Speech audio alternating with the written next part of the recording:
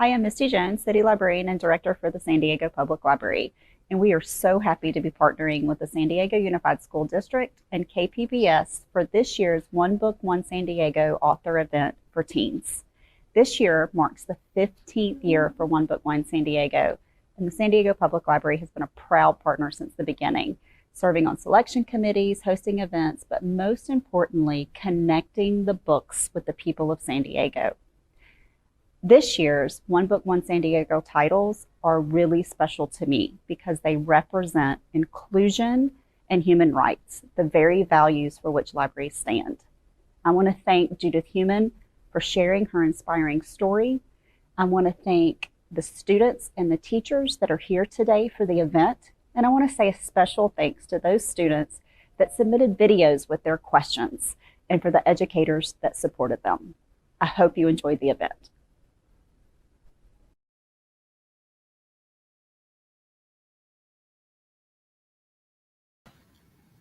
Hi, my name is Champray Fritz. I'm a youth services librarian at the San Diego Public Library. I am half Black and half Filipino. I have shoulder-length brown hair, and I'm wearing glasses and a pink polo with space ice cream cats on it. Also a black jean jacket. I have the pleasure of introducing the fierce and extraordinary disability rights activist, Judith Heumann, writer of Being Human, an unrepentant memoir of a disability rights activist. Not to spoil too much, but she has sued the Board of Education of the City of New York for discrimination and won, became the city's first teacher in a wheelchair, protested loud and proud in front of the Nixon campaign headquarters, stopping traffic, is part of the record for the longest sit-in protest at a federal building, received the support of the Black Panther Party, served in the Clinton administration, appointed by Obama, faced and overcame trauma, is featured in the Crip Camp documentary about the early disability rights movement, and has been a key leader in changing America and the rest of the world to be more accessible for everyone. I am so excited to be able to hang out with you today. Judith, how are you? I look forward to this discussion. I think you've frozen. Oh, am I frozen? Yeah. That's so funny because I'm usually so animated. You can hear your voice. Your face is frozen. Oh. Well, I think the important thing is that you are here with us. Thank you.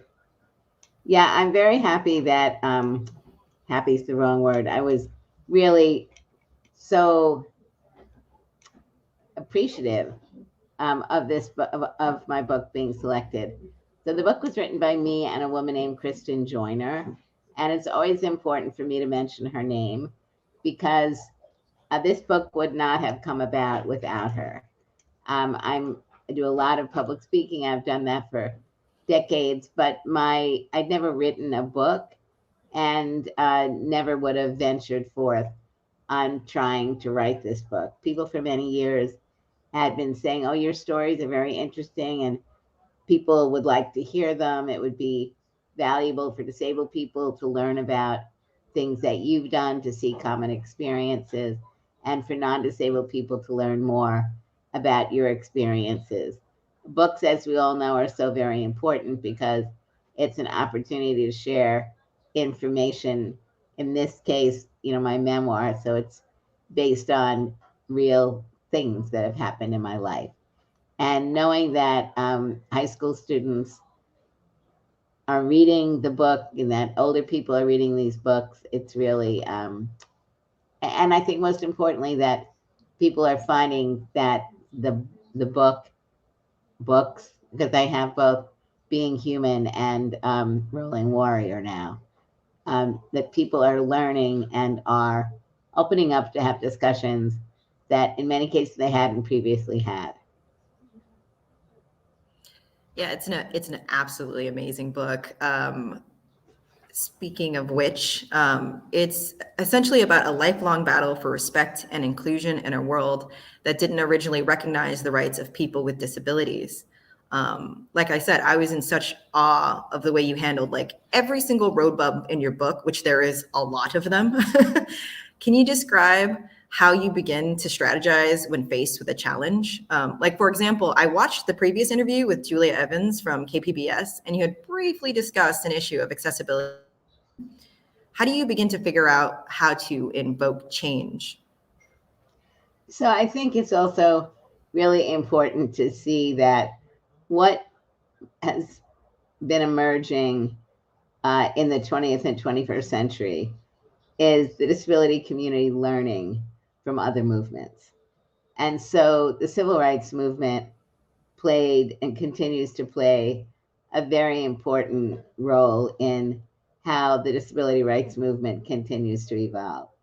And of course, because of the diversity within the disability community, it's not just that we have hundreds of labels of different types of disabilities that do not all occur at birth, right? Disability is something which uh, comes across the continuum of life, and it may be permanent, it may be temporary, but it's also impacted in many ways, not just by our disability, but by how we are perceived in our communities overall and how we may be perceived in the particular communities that we identify with. So, I speak about myself as a disabled Jewish white woman. So for me, I'm pretty comfortable in my skin as a disabled person. But then when I go into the women's community, for example, there may be very many other issues there because the women's community is still learning about disability, learning about the barriers that may exist within the community, like where are meetings being held?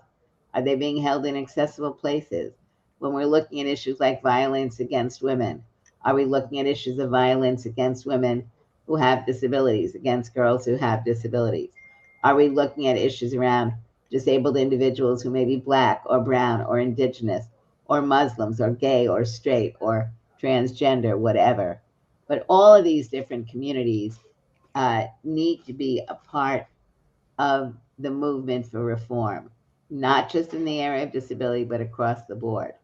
But for those of us with disabilities, it's really important that we as communities feel like we can enter a space and talk about issues of ableism, racism, homophobia, whatever, and that people are willing to listen and are willing to look at making change, which is not easy. So I think for myself, I mean, my life, it's when you're a child, when you're a when you're a teenager, when you're a young adult, when you're an adult, when you're getting older, we have different experiences and we develop different ways of handling things. The first time one gets discriminated against, um, in the area of disability, there were no other disabled people in my family. There were no other disabled people on my block. And so really until I was about 9 years old when I started going to school, because I didn't get to go to school until I was in the fourth grade, when I first started meeting other disabled people. Things that would happen to me, like steps into houses and not being able to get into that house. How did I feel about that? I didn't really have anybody to talk to about it because I was the one experiencing it. Other people may help me into their house or may come outside instead of my going inside because I couldn't easily get in. But when I would speak to other people who used wheelchairs, I could have a discussion with them. What does it make you feel like to know that all these houses continue to be built in a way that we cannot come into them? I talk about Rosa Parks. So Rosa Parks refuses to sit in the back of a bus. There is an amazing movement, a strike, a boycott. And after a year, the rules are changed so that regardless of your race, you can sit anywhere on the bus. But if you were Rosa Parks sitting in a wheelchair, she would not have been able to get on that same bus if she could walk into it, she could sit anywhere. So getting people to understand the breadth of the types of disabilities and how they impact people. And I think because people have not been exposed, because disabled people with visible and invisible disabilities are not seen and heard about regularly in children's programming and adult programming, in news, in whatever. We are still, I believe that most non-disabled people don't really understand how do you move forward. And they think about, oh my God, what if that was me? I wouldn't know what to do. And so it's, for me, I think that just something that early on made me feel that I and my friends and many others, most other disabled people in the US and around the world, I will never meet. But I want to be with other people, an example that allows people to feel that we do not have to accept discrimination. And the fix may be more complicated than in certain situations. And we may have to be working, like thinking about this bus. It's like the buses at that point were not being made accessible at all. We had no laws that required, you had to have a bus that had four wheels.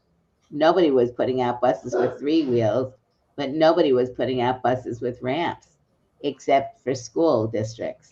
Like I went to school with a bus that had a lift. Why weren't they putting that same lift on all the buses that were being bought around the United States? They weren't being put on because people felt they're not going to come use the bus. Why are we going to put money into putting a lift on a bus? We don't see them in the community.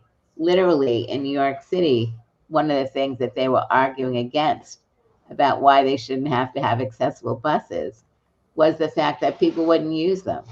Give people money, they can take a taxi. Of course, nobody realized that you couldn't take a taxi either because the taxis weren't accessible for people who used wheelchairs. So after a lot of work and fighting and disabled people individually coming together to say, this is a fixable problem.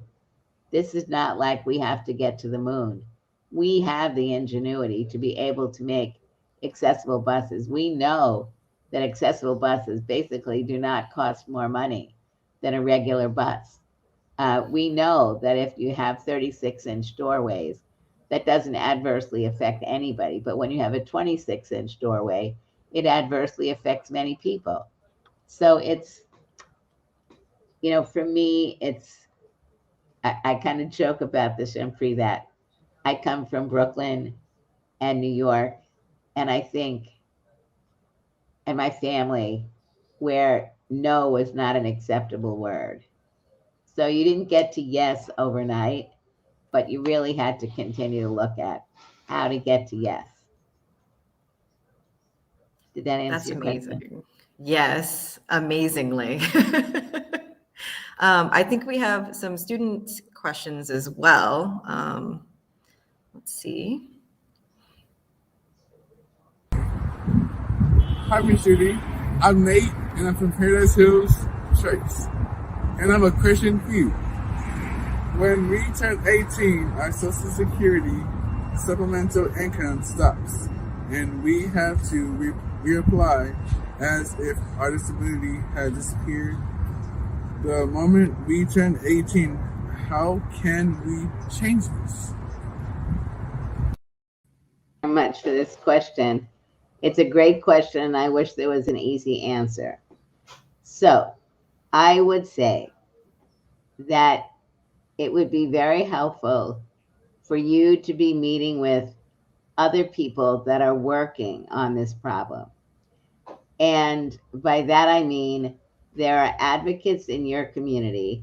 The issue that you're raising around benefits is one that people have been fighting for many years. We need to be getting our congressmen and US senators and representatives who are elected at the state level to be looking at what the problem is that you're describing. what adverse effect it has on you and many other people. And people will pay lip service. Um, some changes have been made over the decades. I think really it would be very important to, I don't know if you know what a Center for Independent Living is, but maybe who's ever helping with this conference, I'm sorry, or with this Zoom call today. There are people in, um, was he from California? Yes. Yeah. So maybe, you know, making sure that you can meet with someone to help you learn about what is definitely, as you know, a complex system for yourself if you haven't resolved this issue yet. And these issues are not, as you were saying, always resolvable because of some of the provisions in the laws and the regulations. But it's very important that we, both individually and coming together, tell these stories to people who can make a difference. Um, and this issue that you've raised is one of the more complex issues. But in California, um, you know, there are like the California Foundation for Independent Living Centers, CFILC. They would be a great group to talk to. They could maybe get a speaker that could come and do something with the libraries, or look at different ways of helping you and your friends learn about the work that's going on in this issue in California and get you personally more involved.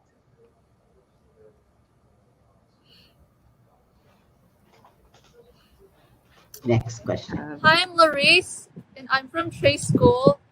And my question is, will you run for presidency and be our first female president and person with disability as a president?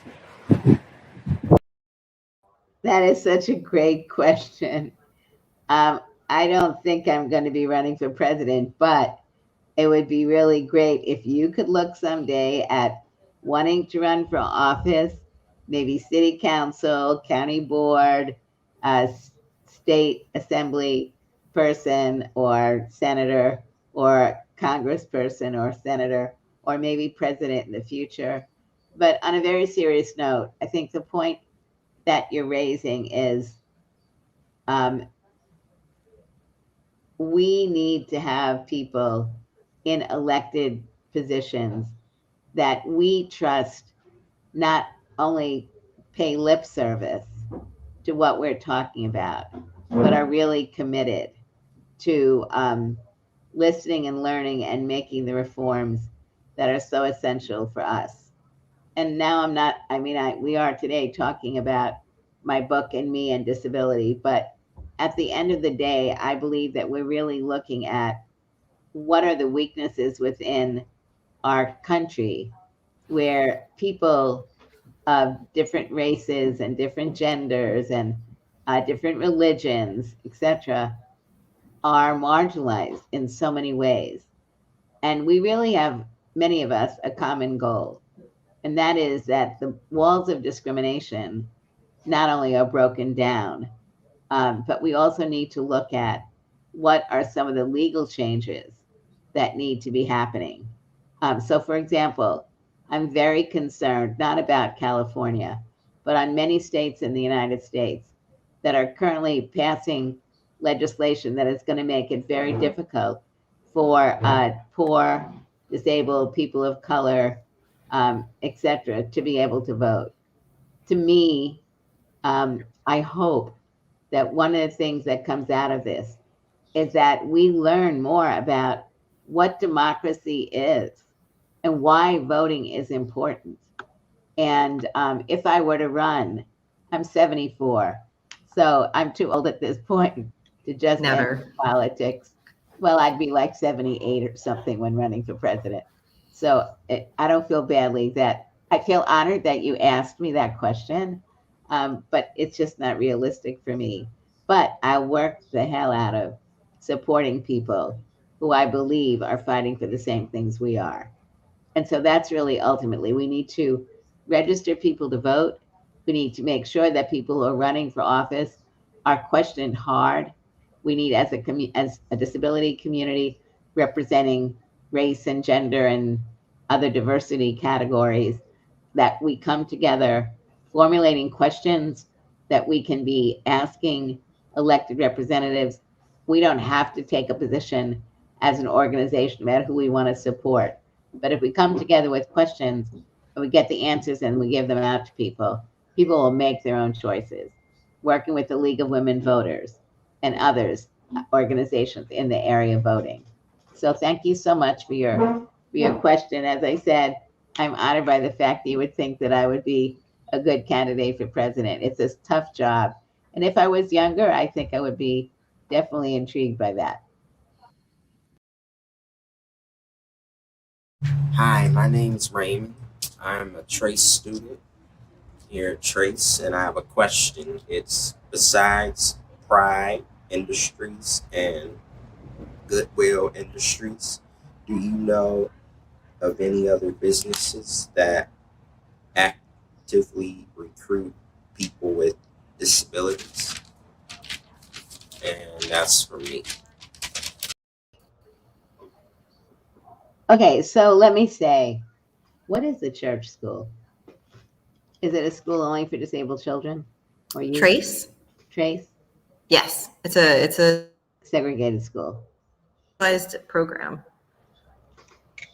Did I freeze? So let me say that Pride and Goodwill are absolutely not the only businesses that are recruiting disabled people.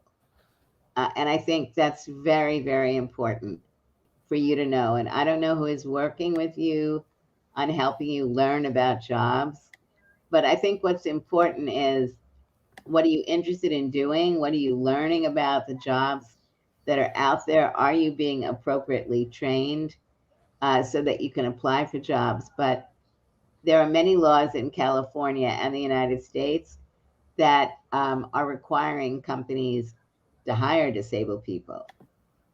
So Pride and Goodwill Industries are really a very, very, very, very limited pool of businesses that you should be looking at. The most important thing is, what are your areas of interest? Are you getting training appropriately? Are you doing internships? Are you working in summer jobs, or do you have jobs while you're in school? Who do you have a mentor? Somebody who can help you, guide you, who understands many of these issues. But let me just say that absolutely no, Pride and Goodwill are by no means the only businesses out there that are actively recruiting disabled people. And you need to get help to find out what other companies are out there. But the most important thing is, what are you interested in doing? Having some people help you look at different job opportunities. What kinds of training do you need in order to be able to be qualified for some of these jobs? And then look for opportunities to be able to get experience and ultimately getting a job. Hello, my name is Katerina, Trade School. I have a question. Would you like to spend a day at Trade School?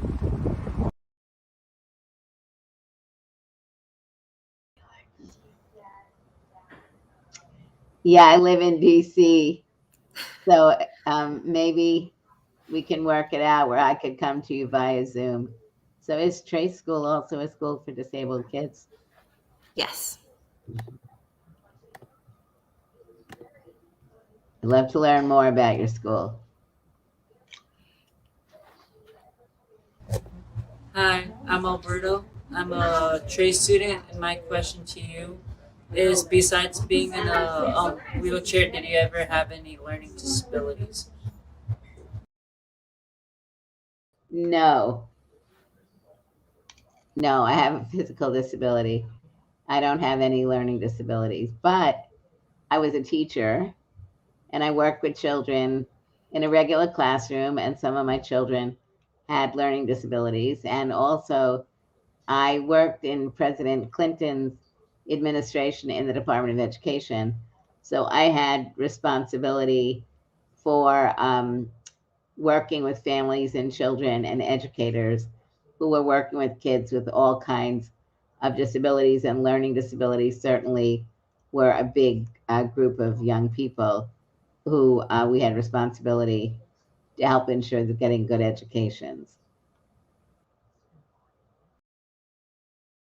Hello, my name is Azul Sanchez. I'm a student at Crawford High School, and my question is, what would you say to young activists who are trying to inspire change in the world?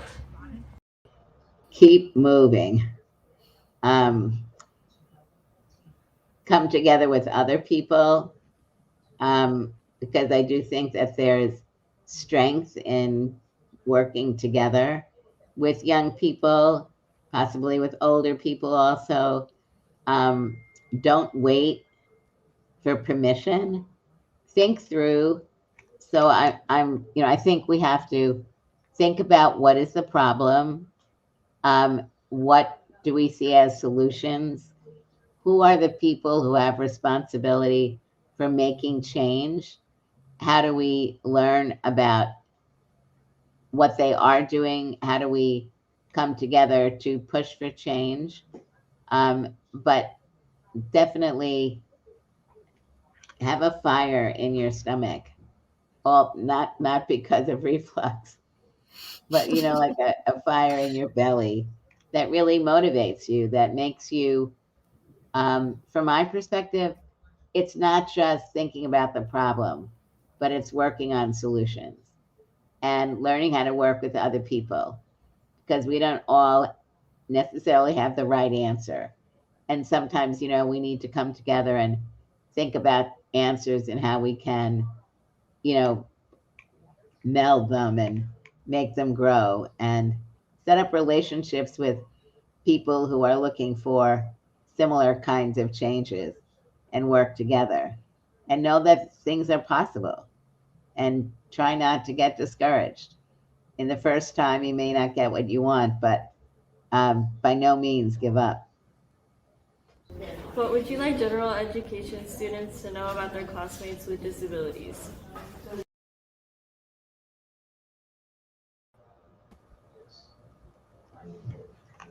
I'm sorry that this is a taped question and I can't involve you in this discussion.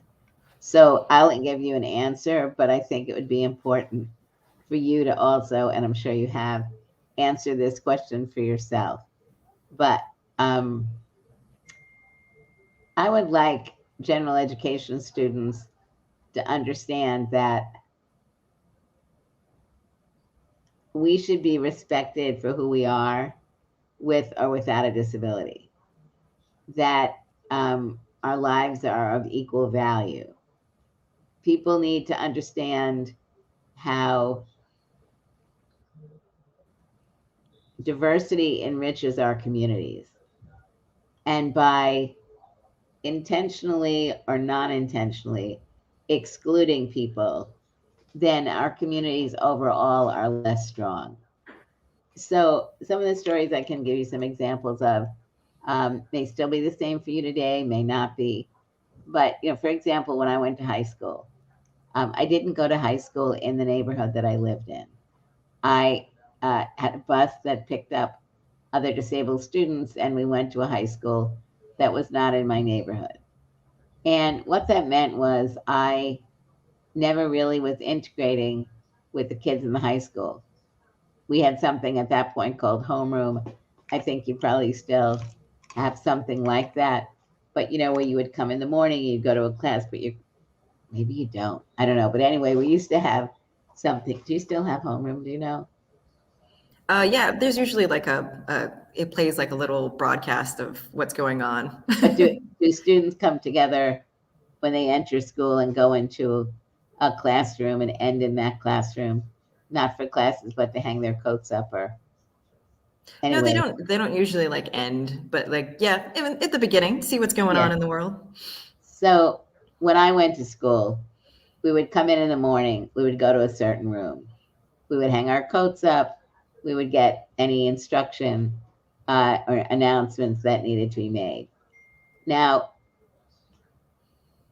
the homeroom that I was in, only had disabled students, which meant that the only time I was with the non-disabled students was in the classroom. And classroom was what, 50 minutes?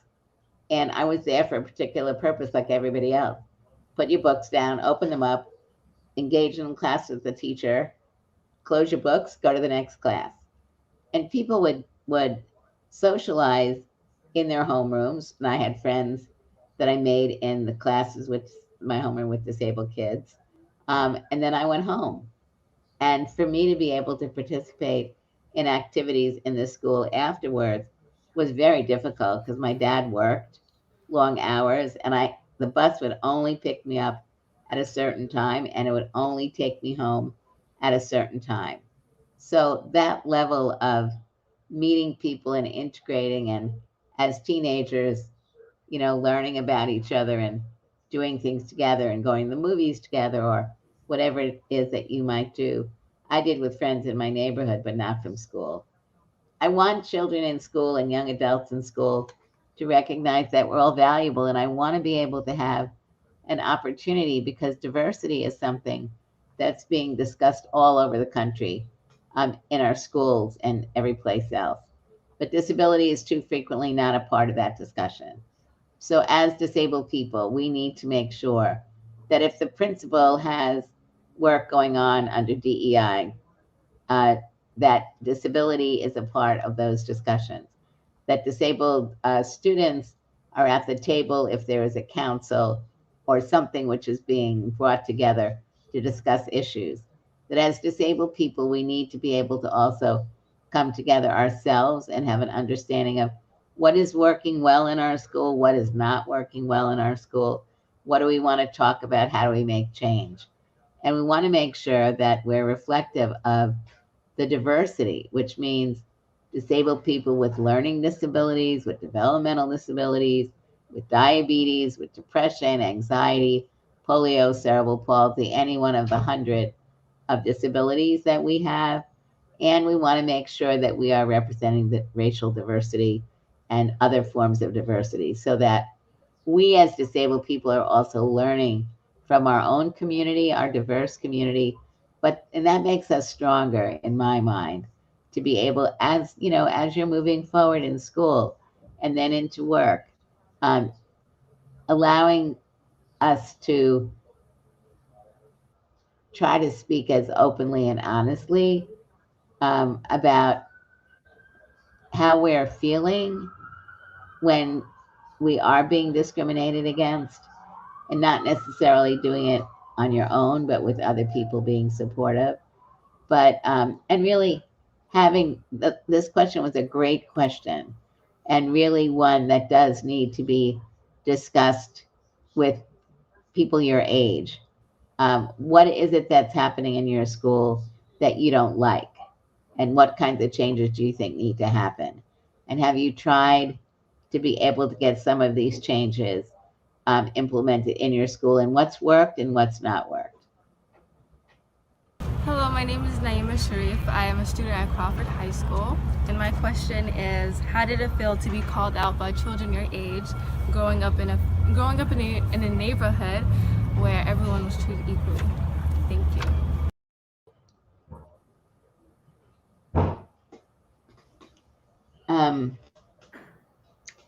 So in the book, as you know, there's this incident where this boy was saying that I was sick.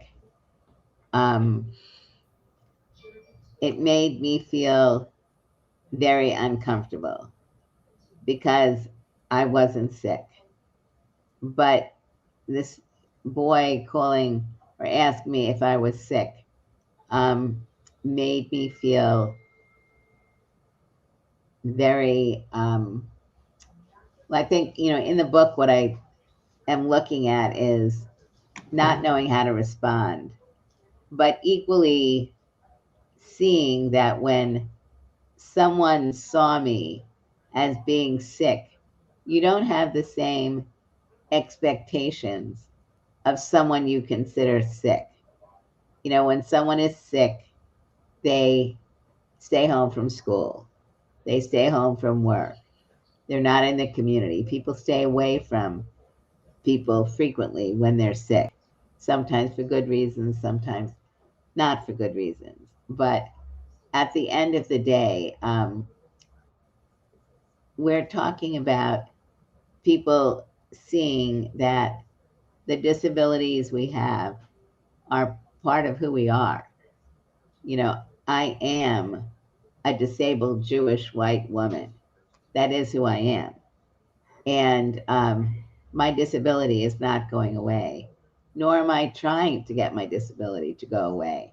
Just like being a woman, I feel comfortable in my body as a woman. I know there are some people, you know, who are addressing issues of their gender identity. Um, for me, these are things that who I am now, and I want people to understand that just like in my lifetime, where I've been fighting against discrimination based on disability, I've also been fighting on issues around sexism and expectations that women would not play the same roles in society as men. That to me was another issue that was important for me.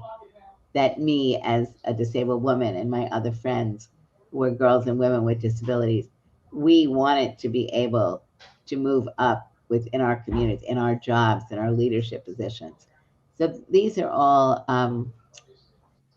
important issues that we have to address when trying to feel that we are perceived of and valued as being equal, even though we do things differently. Everybody, for example, doesn't play basketball. Some people don't care about basketball at all. Some people wish they could be a basketball player, so maybe they're going to be a cheerleader or go to a game. But at the end of the day, we're doing something together. We play different roles, and that's really, I think, what we're talking about is we want to be able to respect ourselves for who we are, and we want to be respected by others. And I think those are things that we continue to learn about as we move through life. You said in your excerpts from the book, at an early age, most things are possible when you assume problems can be solved. How do you maintain the sense of confidence in yourself growing up in America?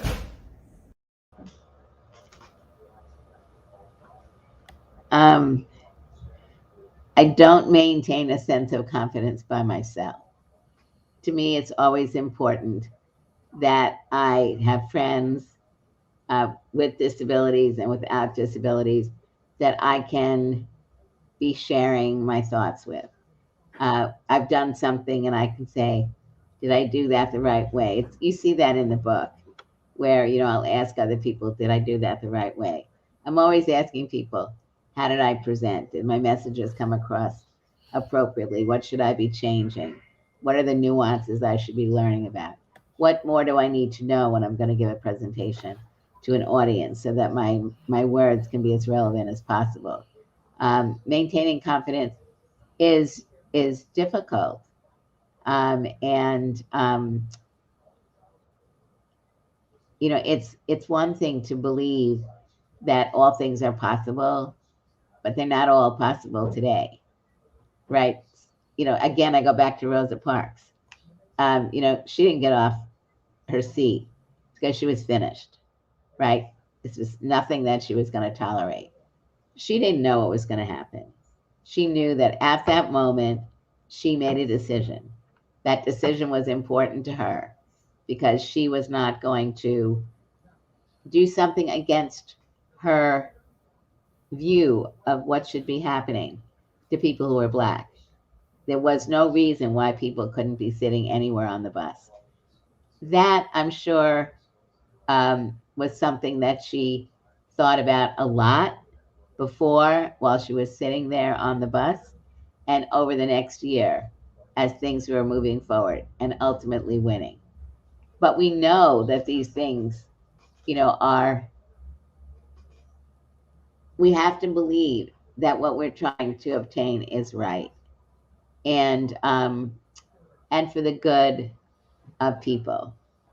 I think that's really does require continual thinking, talking to other people, listening to the news, learning about your communities, creating a sense of values for yourself of what you believe is important. Um, and that will become more and more important as you become old enough to vote, for example. You know, what is important to you? Who do you want to be representing you in city council, county board of supervisors, state elected positions, federal elected positions, judges, all these things? Really thinking about, you know, what do you want the world that you live in to look like? And the people who have responsibility for introducing legislation, passing legislation, distributing money, making decisions about legal issues. Who are those people? You know, what ethics and morals and values do you want them to hold? And for me, I have a set of principles of what I'm looking for in people. Um, I don't, not everybody fills 100% of what I want, but nonetheless, I do have an ability because I have a, I have a grounding in what I believe is right and wrong and in the middle. And that's what I strive for. During your fight for equal treatment, did the pressure and stress ever want to cause you to give up?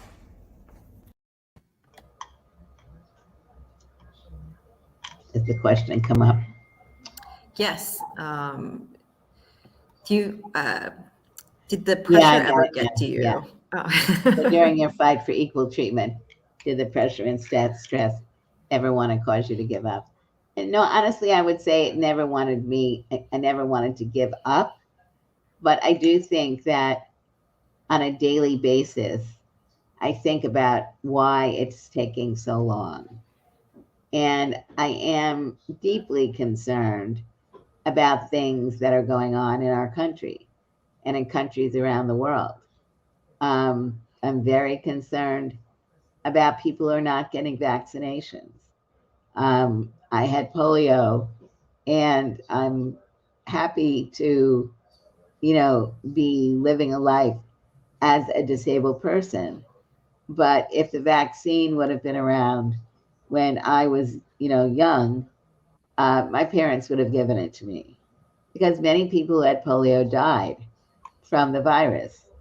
And so I think the issue for me is not just that there are people who are not getting the vaccination, but I think it's very important for us as a community to talk with people and to try to help people to understand that the vaccine is for the betterment of the community.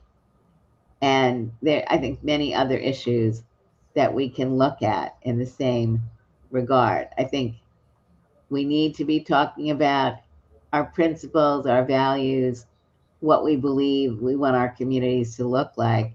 And then we need enough time and ability to have ongoing discussions and make sure that factual things are being said. Because I think that's something, and libraries are so important for this. You know, being able to have libraries that have books in them that I may not all agree with. But that's good to be able to read and learn about people who have different ways of thinking than I do. Not maybe sometimes they'll persuade me to look at an issue in a different way, or in my understanding more about how they're thinking and why they're thinking the way they are. Maybe it will allow me to be able to have a discussion, actions which are sensitive to what they are saying and thinking. But I think, you know, we need to be living in a country which is trusting of our government, trusting in our elections. And I think we have to be very concerned about what has been going on and how, you know, all of you listening really have a responsibility as you're getting older to be creating a society that you want to live in and you want to raise families in with.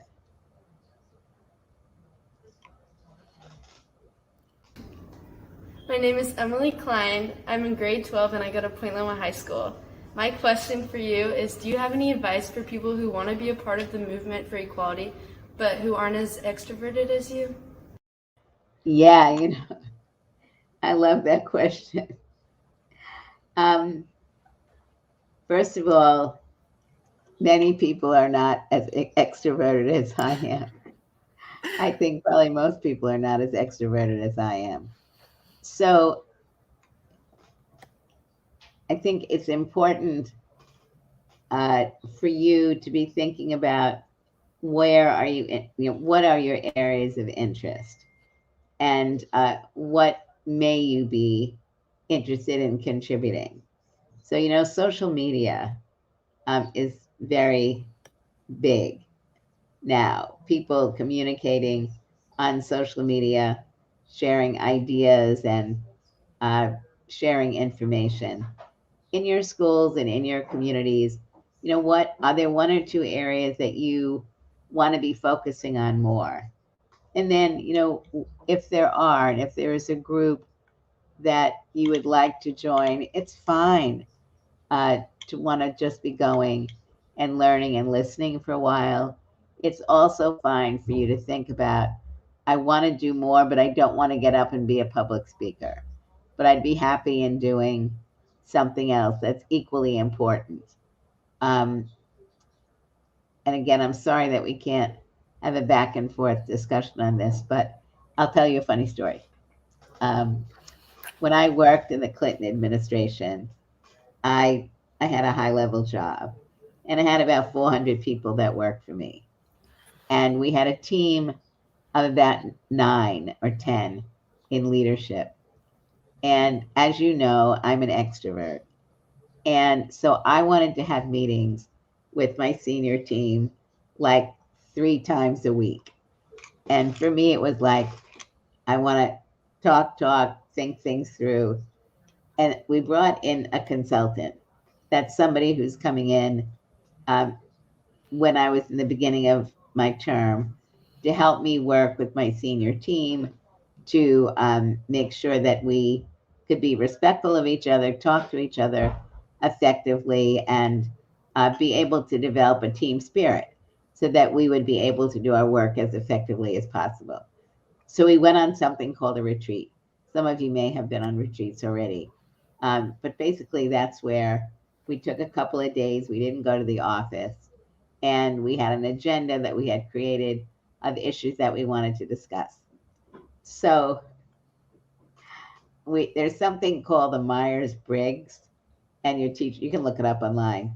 But it's a I don't want to call it an exam, but it's a tool, it's an instrument, and it asks you questions about how you do things. The answers are not right or wrong; they're just reflective of how you like to do things. And one of the things that lets you look at is whether or not you're an introvert or an extrovert. And then even in those areas, there are introverts that are big introverts. There are introverts who are in the middle, and there are extroverts that are big extroverts, and there are extroverts that also, at times, are introverts. So, um, in the beginning of our retreat, we had a break, and when we came back, there were like 10 of us that I came in the room last, and all the people were sitting there. They weren't talking to each other. They all liked each other. They weren't talking to each other. They were all kind of in their own heads and doing whatever. And the consultant said to me, you realize you are the only extrovert in this group. And they would much prefer to be on their computer and in their inbox than having to go to so many meetings. And that did result in my reducing the number of meetings that we had every week. So it's learning how to work with other people and also being open to change. We have a couple of Facebook and YouTube chat questions, but I'd also like to say thank you to all the students and teachers that submitted. So from YouTube, what can non-disabled students do to make disabled students feel like they belong and are not excluded? Talk to disabled students and ask them, do you feel excluded? What would you like us to do in order to feel included? What can we be changing? It's like have discussions. I think it's important to find out, and it's not a question that people are necessarily going to honestly answer the first time. I think it's really, what events are you having? Are people who have disabilities, and remember, many of them will not have a visible disability like me, but we also need to have an understanding of whether or not the disabled people coming to the meeting may need an accommodation that they may want to bring in. So some people may need to use headsets. Some people may need to come up and go in and out of the room. Some people may need sign language interpreters. Some people, the various things that people need. But being open to what people need and allowing people time to participate. And there are all kinds of events. Maybe it's a sporting event. Maybe it's some type of an outside activity or clubs within school. But the most important thing when we look at diversity is that we need to learn about how people feel. Like what is it that people need as a community, and how can we on an ongoing basis, because it's nothing that you're going to get in one discussion, right? It's an ongoing inclusion of disabled people, making people who have visible and invisible disabilities feel welcome. And that's something that can happen in a very meaningful way over a period of time. Really understanding that people aren't necessarily going to be honest with you in the beginning. Trust needs to be built in order for people to feel that they can honestly discuss what needs to change. Yolanda Gooch's class from Hoover on YouTube. Common microaggression you face. I think invisibility as a group. And by that I mean, if we are not being taken in consideration equally to other marginalized populations, to me, that's a microaggression, is ableism. But at the end of the day, it's, what is the problem? The problem is we need to be looking at, where do we get our information? Partly in school, having, of course, the last year and a half, this has been difficult, but things will, I hope, be moving so that kids are going back to school as you are. They're going to the cafeteria for lunch. Like, who are people sitting with? What are they discussing? Are there people that are feeling uncomfortable by what people may be saying or doing? Is there bullying that's going on? How is it being addressed?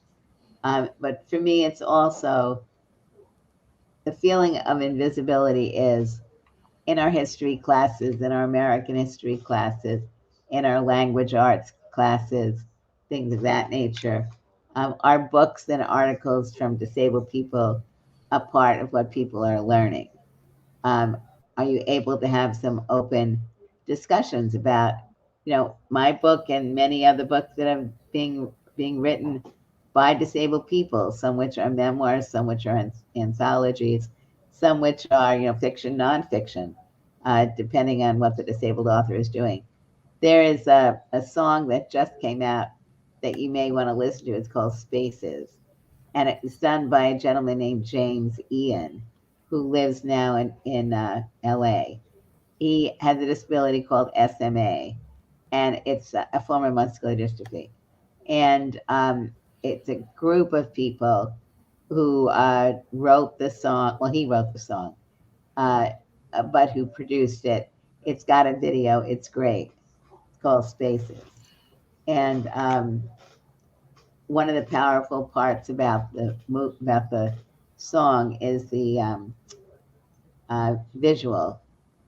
It's really good. Shows a diverse group of people with SMA, ages, race, and it is a piece speaking about how we should be in all spaces. I don't have SMA, but it's also not just uh, the music itself and the words are not just relevant for people who have SMA. And so we are speaking more and more about what does it feel like not to see yourself. So I find that I feel angrier and angrier when I watch things like the Macy's Day Parade for Thanksgiving. So I'm from New York. I like to watch the parade. There's so many people in the parade. There's no one with a disability. When I look at advertisements on TV or wherever you're looking at them, the diversity is really becoming great in many ways, but you hardly ever see a disabled person in any of these ads. You still hardly see disabled people in children's books or in movies, and frequently when they are, they're not played by disabled people. And that's one of the things about this song Spaces is, as James says, everything was done by disabled people, and so really showing what we're able to do. More importantly, breaking out the invisibility and seeing ourselves and feeling, yeah, I mean, we need to see our reflections because that's also a way that people learn. People don't learn when they don't see us and hear us. What they continue to think about are the myths of who we are or who we're not. And so frequently in the area of disability, people think of us as not being capable. And in reality, we may do things differently. Everybody does things differently. Typically, no two people do things the same way all the time. And disabled people do things differently in some cases. And we bring a richness to how we do things and how we enrich our communities.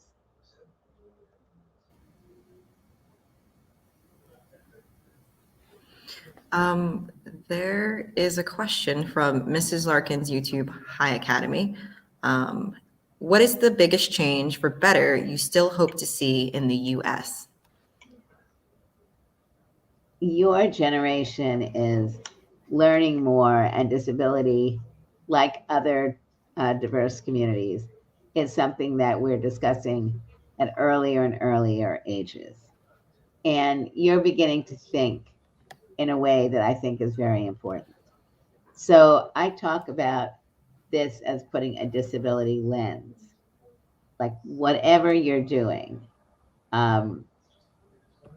maybe whatever is a bit of an exaggeration.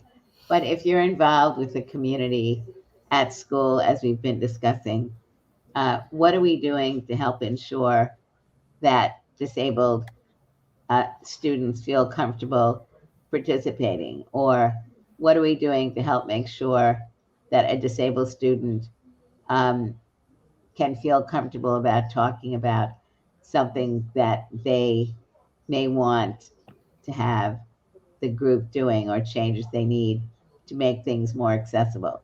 So for me, for example, um, one of the organizations I'm involved with used to have meetings in people's houses. Now, on the one hand, that's a very nice thing, right? Come to my house, we'll have coffee and cake or whatever. But if the house isn't accessible, then I can't get there. And so I think it's thinking about things like this to make sure that people can feel comfortable. And it's not just people with physical disabilities. And I also feel it's, this generation is, or your generation is really benefiting from many of the laws that we've had put in place, like the Americans with Disabilities Act and Section 504 and the Individuals with Disabilities Education Act, laws many of you may not know. But these laws are slowly breaking down some of the walls that have resulted in our being separated and experiencing discrimination. So keep asking questions and working with a cross section of people. Keep asking yourselves, both personally, what are my feelings around people with different disabilities? Am I afraid? Why am I afraid? What do I need to do in order to know that if I or a friend or a family member acquires a disability, what I can do to be supportive? And one of the main areas that people can be supportive is really being a friend or a good acquaintance, and knowing people and meeting them and figuring out what we need to do to strengthen our communities. But you're on the right track. I personally have a really quick question. This was from your previous interview with KPBS. So you've done so much in such a short time. Do you have some? You froze. Do I have what? Something that you can share from your bucket list? Because you've done so much already. You broke up. So what did you say before the bucket list? Oh, just that you've done so much in such a short time. And I just wanted to know what else is in store? What else do you want to do? I want to continue to do more in social media. So my book is being turned into a movie. And I also do something called, it's being written and directed by a woman named Sean Heder. And she was the director of a film that came out this year called Coda, Child of Deaf Adult, which would be great for you to all see. And I want to keep supporting people telling their stories. I think telling your story serves a number of purposes. One, as I get older, and it could be like 15 to 16 to 17 to 18, on and on. But as you get older, you have more stories. And those stories also are enriched by things that have happened in the past in many ways. So I want people to be able to tell their own stories to themselves, because sometimes, for me, it's like thinking about things that are difficult, that are painful, that I may not yet feel comfortable in expressing, like how I felt when certain things were happening, and when will I feel strong enough to discuss it. In 1989, when the Americans with Disabilities Act was being developed, I was asked to speak in the Senate, and it's on film. You can see it. But I think I was 20 some years old, or 30. And that's one of the better presentations I ever gave, because it really was all about my stories. But any one of you, disabled or not, have those same stories. Things that are good, things that are bad, things that are in the middle. But that's what I want to do, is help people tell their stories, looking at ways of getting those stories out. And then also being a bridge to help people look at what more they can be doing, both as disabled people, how to speak up and out, how to feel valued, and to continue to move forward, trying to improve our communities and working with other people. So it's not really that much different. It's just focusing on certain areas. You mentioned your YouTube channel. I just want to shout it out because it's Judith Heumann, The Human Perspective. So good. Highly recommend. Please check it out, everybody. Thank you. I do want to say it's absolutely on YouTube, yeah. And on Kylie. Yes. Where is The Human Perspective? On you, Spotify. Spotify. Sorry. Podcast, Yes, Spotify, Apple Podcast, YouTube. So good. So amazing. Thank you so It was so much. lovely. Oh yeah. Thank you, cousin. It was so lovely to hear all about everything you've done and your wonderful human perspective. And I just want to thank you for inspiring change. Can we take a quick picture? Did anybody take pictures? Yeah, hold on. Okay. I'll do that again. Hold on. Hold on. Cute. Thank you. Thank you very much. Can No, you thank send me you. your information? Of course. I have 1,000 other questions, but I promise I won't bombard you with them now. Yeah, send me a text with your name and your phone number and your email. Will do. Will do. Thank you. Thank you, everybody. Bye. Sorry. Bye. This is it. Okay. Along with you, of course, Judith, 1,000 times. You're amazing.